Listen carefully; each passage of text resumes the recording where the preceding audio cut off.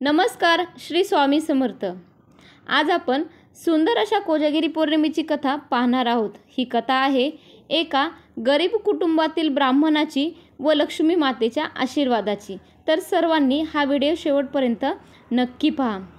एका गावामध्ये खूप वर्षापूर्वी एक अत्यंत गरीब ब्राह्मण राहत होता। तो ब्राह्मण गरीब होता, पण धर्माचे निष्ठेने पालन करत होता।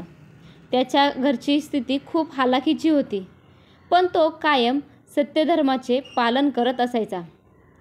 त्याची पत्नी मात्र खूपच कामसू होती आणि धार्मिक वृत्तीची होती, पण गरिबीमुळे ती देखील त्रासून गेली होती। एकदा काय झाले, आश्विन महिन्याच्या पौर्णिमेच्या दिवशी ती स्त्री रात्रभर जागी राहिली व तिने उपवास केला व रात्रभर लक्ष्मी मातेची भक्तिभावाने पूजा करू लागली। पूजा करताना तिने एक व्रत असं केलं जे होतं, जो जागत आहे त्याच्यावरती लक्ष्मी देवीची कृपा कायमस्वरूपी राहील। त्या रात्री लक्ष्मी देवी फेरफटका मारण्यासाठी पृथ्वी तलावर आल्या। तिला पाहून लक्ष्मी देवीने तिला एक आशीर्वाद दिला।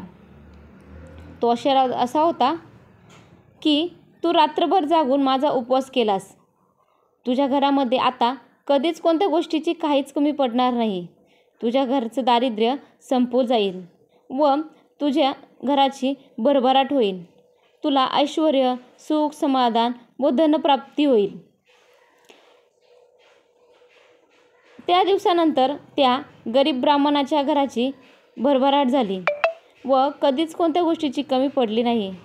त्या दिवसापासून लोकांनी कोजागिरी पौर्णिमेच्या रात्री जागरण, लक्ष्मीची पूजा आणि दूध पिण्याची परंपरा चालू केली।